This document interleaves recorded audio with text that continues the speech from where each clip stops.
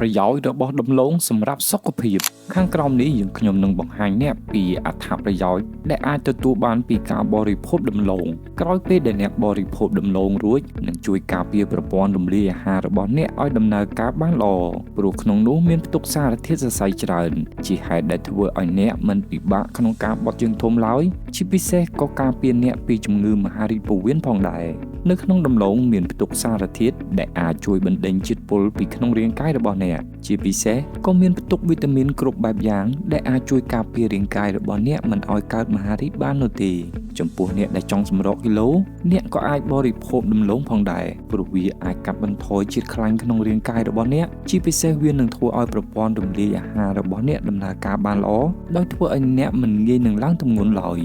ដំឡូងនេះក៏អាចជួយជំរះសារធាតុមិនល្អក្នុងសរសៃឈាមរបស់អ្នកផងដែរដោយធ្វើឲ្យសរសៃឈាមមិនស្ទះនោះសម្ពាធឈាមរបស់អ្នកក៏មិនងាយឡើងដូចគ្នាប្រសិនបើអ្នកមិនចង់ឆាប់ចាស់គួរតែបរិភោគដំឡូងព្រោះវាអាចជួយការពារស្បែកអ្នកឲ្យនៅតែក្មេងជាងវ័យបានជាពិសេសវាក៏ជួយការពារថ្លើមក្រពះនិងពោះវៀនរបស់អ្នកមិនឲ្យជួបនឹងបញ្ហាអ្វីឡើយ